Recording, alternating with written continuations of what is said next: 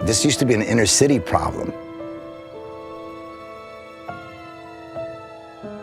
But we're starting to see that in the rural areas, it's gotten just as bad or maybe worse. One of the things I heard after I became Attorney General from so many Virginians is they were looking over their shoulders in fear. We have seen a rise in violence, especially in gun violence. This violence is hitting all of us. The effect is devastating. You can walk down the street in certain neighborhoods. You can just buy a gun off of pretty much anyone standing on the sidewalk. This is a problem we have to meet head on.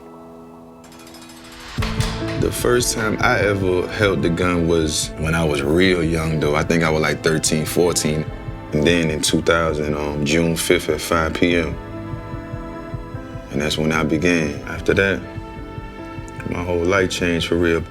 I've been gone for pretty much 2 decades, you know what I'm saying? I was raised by pimps or drug dealers or gang members. I saw my father shoot somebody when I was 8 years old. That definitely was life-changing. It definitely is life-changing to know that somebody can just shoot you and your life is over. It sounded like fireworks going off. When I get there, I see her just laying there on the ground. I flip her over, and that's when I seen she was bleeding. We got in the car, got to the hospital, and they told me she was gone. Markia Simone Dixon, because I ain't gonna let her name die. I only had 9 good years with her, 9 years. I'm doing a life sentence without my baby. I'll never get her back. Never once did I ever expect to receive a phone call and hear that my son had been killed, senselessly murdered, trying to sell an iPhone. I don't wish that call on my worst enemy because it's a pain that never goes away. I've been exposed to violence my entire life. At one point in my life, that's the only way I knew how to react to anything. I was going somewhere, whether it was to prison or to die while it was happening. I didn't care. Everybody needs to start standing up for what's right.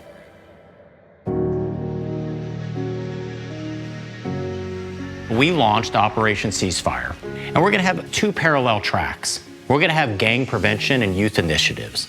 Because for so many young people, if you ever talk to somebody who's been in a gang, their number one desire above all else when they're a teenager is just feel a sense of belonging.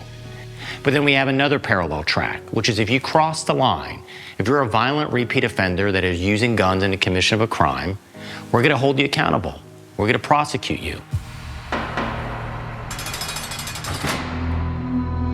So here I am, 19 years and some months later, you know what I'm saying?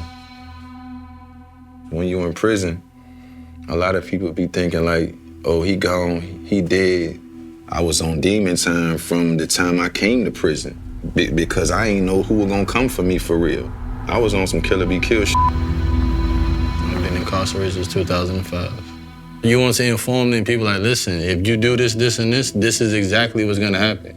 You're only gonna die or go to prison. I would rather be doing something with my friends in a positive light than being incarcerated.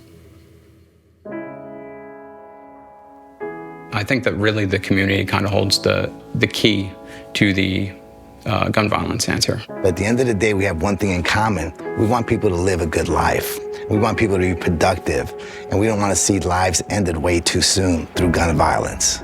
I think the gun violence comes from a void that people have in their lives. A lot of these young people that don't have the parents at home or a role model, a positive role model makes a huge difference. There are people out there that care, and if you want to do better, you can. There are good people in this world, and I believe that. What do we do to get more people involved? We keep talking about it. We keep talking about it. No one's untouchable. It's not about race. It's not about how much money you have. It's not about what neighborhood you live in. Gun violence happens everywhere. It impacts people of all levels. I get out in these communities and I don't care who you are. You got a heart somewhere. We're gonna have a conversation like, what's going on? Why are we doing this? Like, nobody's alone. We all in this together. We only strong as the next person that's with us. Cause your pain and your problems gonna be mine too. The best advice I would give to young people is like, follow my lead and listen to me. Find a love for positivity like you find love for negativity. That's the beginning of progress, to find a love for doing right. Communication is everything. Like, if we are teaching people to communicate, how to not be in these situations, then people feel like they probably don't have to use guns. A lot of my issues stemmed from feeling nothing and thinking I was nothing. You're worthy, and you are more than any circumstance that you've ever endured. You didn't come out of that to put yourself into worse. The road that you're on is really a challenging road. It leads to two things, incarceration or death. But it's still early enough for you to make a difference and make a change. And then you become a contributing member to the society. And then you start seeing how beautiful we are, how much beauty there is in us and in our families and our communities that we must fight for all the time. We live in this remarkable country in which we have freedom. That means the freedom to chart your own destiny. In America, it doesn't matter where you came from, it matters where you're going. So make the right choices and the right decisions so you can go chase your dreams. I'm a parent myself, and I think every parent, when they take their child to school, even before wanting and desiring them to get a great education, you want, above all else, bring my child home safe. Right now, what we want to do is we want every child to be able to go to school, live their best life. We don't want any child to be looking over their shoulder in fear. That's my pledge to you as Attorney General.